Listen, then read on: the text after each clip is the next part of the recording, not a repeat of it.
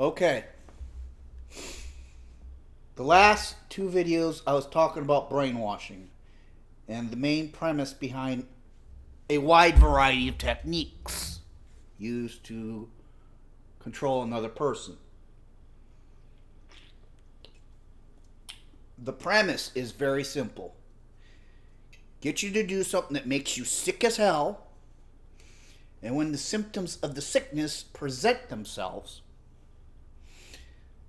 tell you that the leader tells the victim who's shown these symptoms of illness that this is a sign of good things. It's a sign you're becoming healthier. So, make you sick, then tell you the sickness is good health.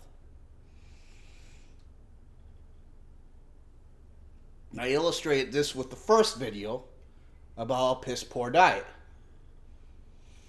When you go on a diet, your hair falls out, your gums, you start suffering visions or hallucinations, which is the biological equivalent of the blue screen of death.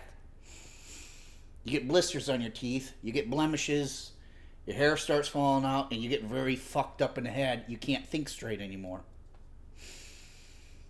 When this is brought up to a cult leader, the cult leader says, this is a sign you're getting closer to God. Or if it's a feminist cult or a social justice cult, and there are some of those,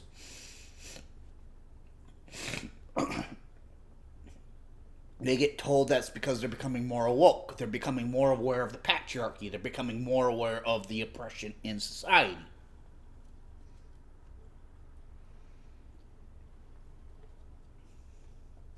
If it's a weight loss program that's is actually a cult but disguises itself as a weight loss program, it says you're just getting skinnier and this is just a sign you're becoming a better and more healthier person. You're going to be greater than ever before.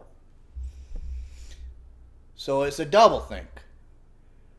Leader tells the person this goal, subscribes a method to reach this goal that is designed to screw them up, and then tell them it's healthy. Then I described in my second video about the cosmopolitan theory, where a lady who reads Cosmopolitan is encouraged to reach an unattainable standard and to get sick in the process. And the sicker she gets, the more products she buys, and the more she doubles down on her efforts to meet that unattainable goal, which gets her sicker, and then she becomes more fanatical to that goal, thus resulting in a orgy of self-destruction, thus creating a fanatic that will buy their products that are advertised in the magazines unquestionably, without question. And if you were to bring up how unhealthy it is, you would have a very, very nasty response from the person who's going through this cycle of manipulation. Once again, it's you do this in order to attain goal that makes you sick. And then when you get sick, you get told that you're becoming a better person. It's a sign of good health. It's a sign of enlightenment. It's a sign of getting closer to God. It's a sign that you're becoming more attractive and beautiful. Just keep going, princess. You'll get there. In social justice ideology, they do the same thing. Let's take racism, for example. They take it one step further.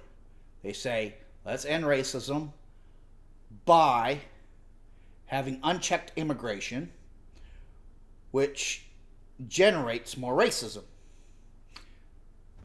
A stated goal,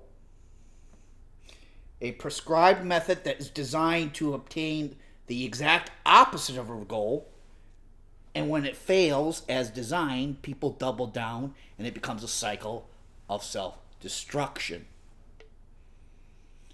They do this on purpose. It's designed this way purposely because the more you fail in order to attain a goal, the more a person fails, the more fanatical and zealous they become in trying to attain, because no one likes being wrong.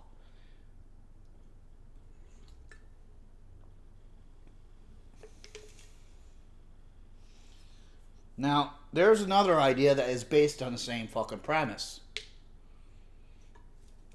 And it's Christianity because I know this. Catholicism, exactly. Now, what they do in the tradition is they tell you that it's wrong to have sexual feelings, sexual desire. And if you're having these feelings, you're a horrible person. You are of the devil. That is the devil. You must suppress those at all costs. Human beings are very sexual creatures. To deny that is to deny good health. So, what happens? Person becomes miserable. Person becomes insane. They become more devout. You must suppress your sexual urges for the goodness of the Lord. And what this creates? What kind of personalities it creates? Well, it creates the Catholicism version, the Christian version of Smugglypuff. A really aggressive person. A nasty person. And with the immigration thing, when something fails, when it's designed to fail, people double down on it and get more aggressive.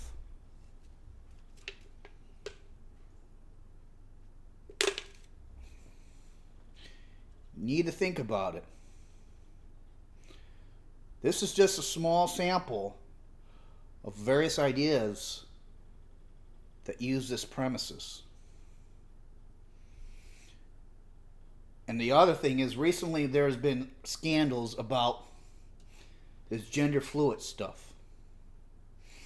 Recently in the news, a little boy has been convinced that he was a little girl and was taken away from his parents on order of a judge.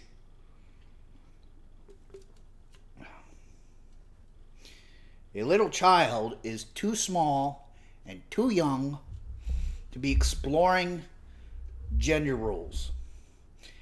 They do not know better. They should not be thinking about transitioning. This is designed, once again, to intentionally screw up the kid. And when the kid gets screwed up, that is shown as signs of being healthy, of becoming a lot nicer person. And the person who pushed these ideas is a parent who is under the same delusion, who is now adherent, a very zealous believer in their social justice theory, because their idea is designed in multiple ways with this premise of make you sick then tell you it's healthy. And people don't like being admitting wrong, so once that's proven that is a bad idea, they suffer cognitive dissonance, and then they just say, no, this is completely healthy, this is completely healthy. And then they push it on other people, and they push it on their children. Now the children, never having exposed to any other way of being, believe this is healthy, believe that this makes sense, that this is the right thing to do. I want you to think about it. I just demonstrated how many ideas share this make you sick, make you crazy, make you immoral, and thus tell you when you behave in these ways that it is a good sign of progress, of moral behavior, and health. I just showed you a small sampling of various ideas that do this. Now, if you understand what I'm saying and you start seeing this pattern, you'll realize almost every idea that you've come across in your mind, in other people's minds, share the same premise. I want you to start thinking about that.